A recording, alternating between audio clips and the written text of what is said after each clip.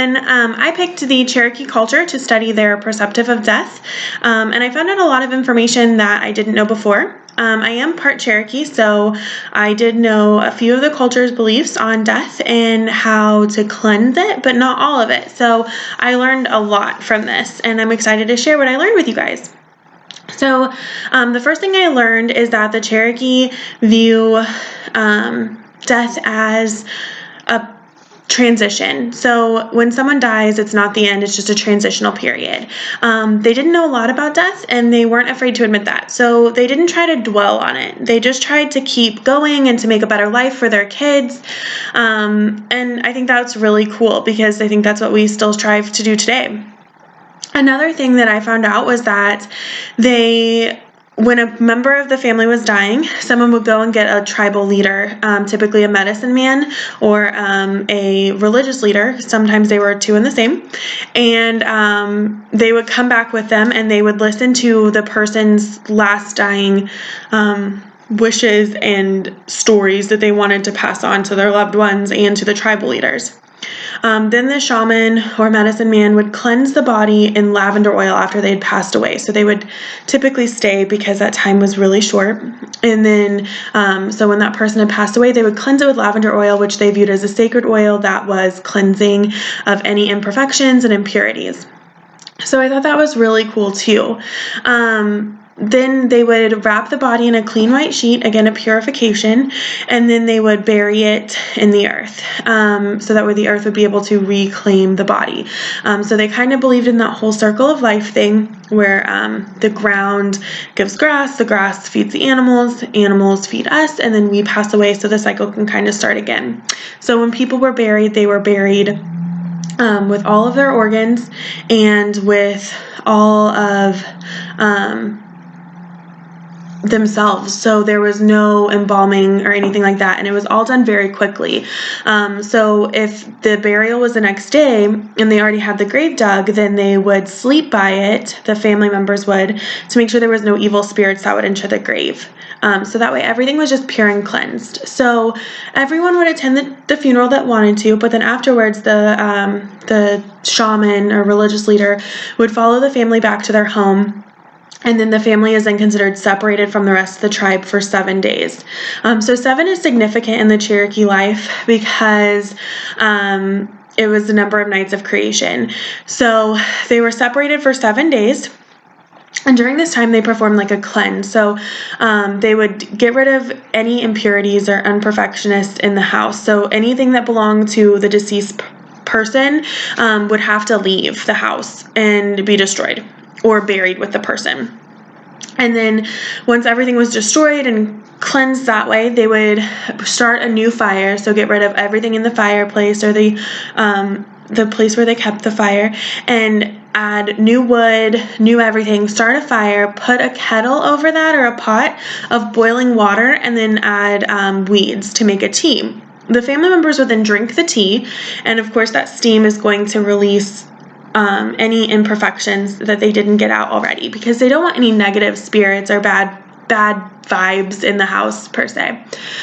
So once that was completed, then on day they would continue their mourning. So no overly excited behavior, no angry behavior, just mourning. And they would use this time to fast on food and on water. And then they would just be together. They weren't supposed to say the deceased name during the first year.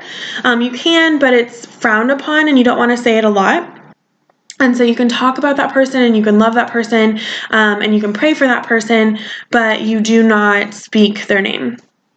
So then on the 7th day, all of them, the family members, would go down to a river or a body of water, and they would remove all of their clothing, because now these are impure, and get rid of them. And then they would immerse themselves in water 7 times, going east to west. So the Cherokees also believed in 4s because of the north, south, east, and west directions. And the east and the west was significant because you rise, you are born in the East, and then you die in the West. And so they're significant with colors as well. So the East represents red, and the black is West. So life and death. Another thing that I thought was cool with the whole number 7 is that anything that stayed awake through those 7 nights of creation was considered sacred. So pine trees, cedar trees, holly bushes, all of those things were considered holy, and they stayed awake. Also, owls and cougars stayed awake. So they were considered sacred animals to the Cherokee as well. So back to their view of death, they would immerse themselves east and west 7 times, and once that was completed, they would come out of the river and they would be given new clothes, tobacco, and sanctity beads. And then they would be put back with their families and the tribe, and they would have a huge feast and celebration of this person that had been deceased.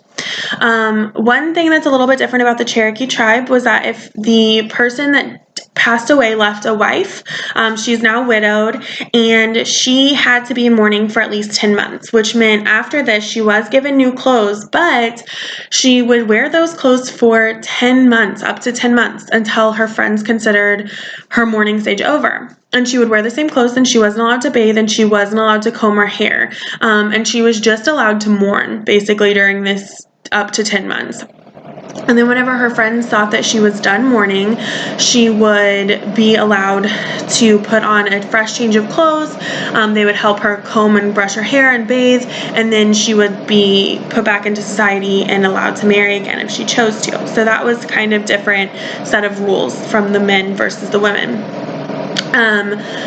Another thing is that I said I'm half Cherokee, so growing up, when a loved one would die, we would smudge our house. So we did have a local medicine man. Well, he was in the area, and he would come in and bless our home and smudge our entire outdoor area. And as soon as he was done smudging, before we were allowed to enter, we would then be smudged and have a prayer individually said over us. And then we would be able to go into our house. That's also what happened in sickness, too.